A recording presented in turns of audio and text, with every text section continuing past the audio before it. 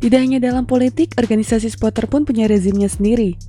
Dan dalam hal Spanyol, rezim supporter di organisasi-organisasi supporter pun sudah sampai pada kemapanan yang sulit dibongkar. Sulit bagi sekelompok orang untuk mengguncang hegemoni sistem organisasi supporter di Spanyol yang telah mapan. Polanya nyaris sama, hampir semua klub di Liga Spanyol memiliki pengelompokan supporter yang mirip. Pertama, ada socios yang diikutsertakan dalam pemilihan presiden klub. Tiap socios mesti membayar iuran setiap tahunnya. Socios adalah aset utama klub karena secara tidak langsung mereka supporter loyal yang royal demi klub. Kedua, ada pena yang merupakan kelompok supporter seperti yang jamak ditemui tapi diakui penuh oleh klub. Pena pun membayar iuran per tahun. Klub amat terbantu dengan kehadiran pena karena merekalah yang biasanya berangkat memberi dukungan kala bermain di kandang lawan. Dua kelompok tersebut diakui kehadirannya oleh klub. Jangan lupa tekan tombol subscribe dan lonceng untuk mendapatkan notifikasi dari Epic Football.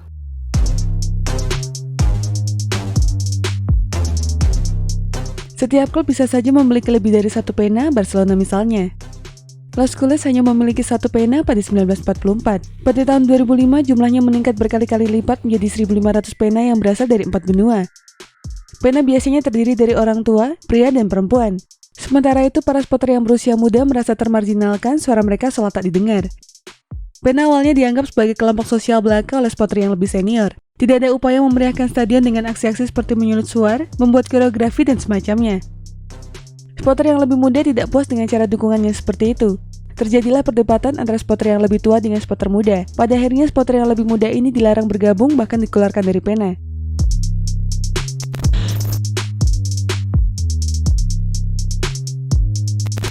Kekerasan yang menjadi bagian dari ultras tidak lepas dari rasa ketidakinginan untuk dijajah supporter lain di kandang sendiri.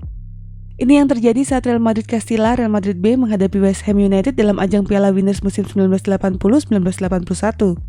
Fans West Ham dianggap berperilaku buruk dengan merusak Stadion Santiago Bernabeu. Sementara itu fans Real Madrid tidak bereaksi karena tidak punya kesempatan dan belum ada pengalaman untuk melawan.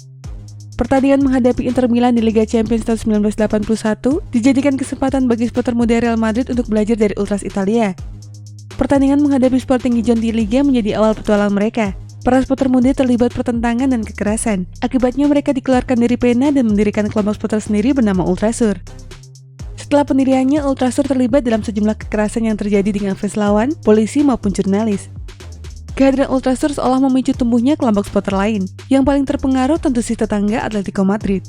Hampir di masa yang sama, pena yang didirikan akhir 1960-an, Pena Fundusur, berganti nama menjadi Frente Atletico Ultras. Sebelumnya pena tersebut merupakan yang pertama yang dikelola oleh anak muda. Hal yang sama terjadi di Barcelona.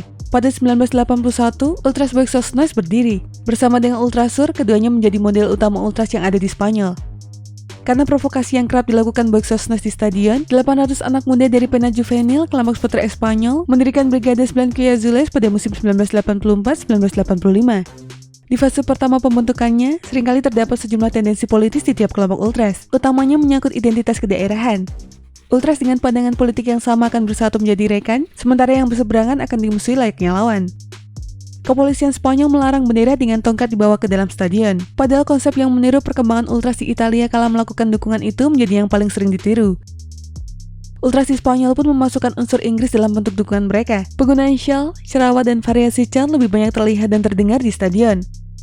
Lain dari itu, mereka agaknya semakin senang berkelahi. Seiring dengan berdirinya kelompok ultras di kota-kota lain, persaingan dan rivalitas antar supporter pun diwujudkan dalam bentuk baku hantam. Lama-kelamaan aktivitas ini juga berlaku di cabang olahraga lainnya. Di Spanyol, klub seperti Real Madrid dan Barcelona memiliki tim olahraga lain seperti basket.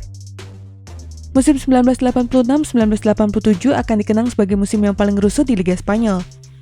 Sejumlah klub mulai mempekerjakan tim pengaman swasta di stadion untuk meredam aksi kekerasan dari ultras.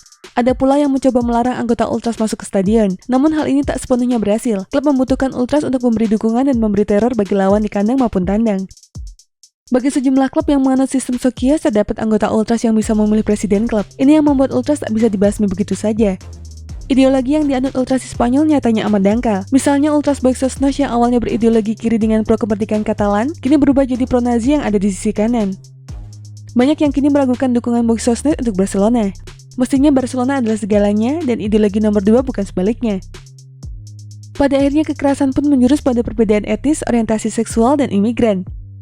Dalam isainya, Ramon dan Charles mencontohkan pembunuhan yang dilakukan anggota skinhead Boxos Noise pada Oktober 1991. Dalam penyerangan tersebut, mereka mengenakan atribut Nazi, terus-terusan memanggil nama Hitler dan menyebut fans Barcelona adalah Yahudi. Dalam hal ini, sepak bola seolah menjadi tak penting lagi. Nilai-nilai kemanusiaan menjadi luntur karena pandangan politik atau ideologi yang kelewat dangkal. Pada Maret 1992, seorang fans Espanyol terbunuh. Ia terluka karena luka bakar akibat cerawat yang dilemparkan ke arahnya. Akibat aksi tersebut, polisi pun melarang supporter membawa cerawat masuk ke stadion.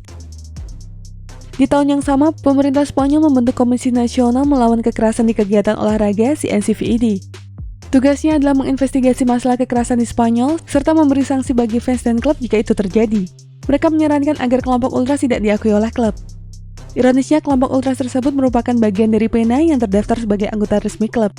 Peraturan UEFA pada 1993 pun turut mengurangi aktivitas ultras. Untuk level internasional, UEFA mensyaratkan penggunaan kursi di setiap tribun di stadion.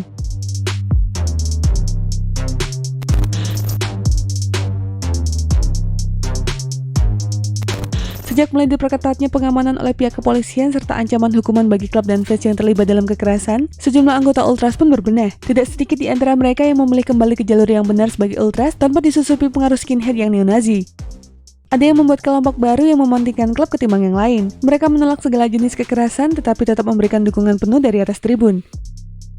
Apa yang Hitler dan Stalin lakukan untuk klub kita tidak ada. Begitu propaganda mereka kala melawan kelompok neo-Nazi.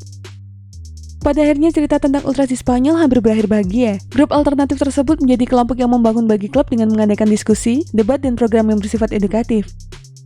Salah satu contohnya adalah mereka terlibat dalam penggalangan dana bagi anak-anak di Bosnia-Herzegovina. Mereka menjual barang-barang yang bisa mereka jual lalu mendonasikannya. Tercatat 8 kelompok ultras Spanyol terlibat dalam aksi ini. Program lanjutan pun digagas seperti perlawanan terhadap rasisme, xenofobia, dan kekerasan di dalam sepak bola.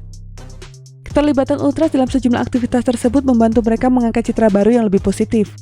Mereka bersama-sama mendorong lingkungan yang aman dan nyaman bagi penggemar yang muda, terutama perempuan. Memang masih ada kasus yang memakan korban jiwa, namun jumlah benturan fisik antar ultras bisa dikurangi karena semakin ketatnya penjagaan kepolisian.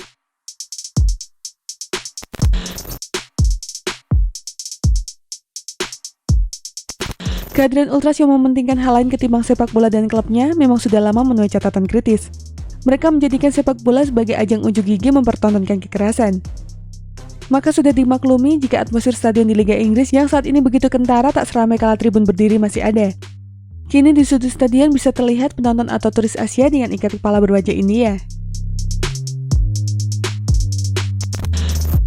Dan itulah informasi mengenai dunia sepak bola dari Epic Football. Jangan lupa untuk like, share, dan subscribe.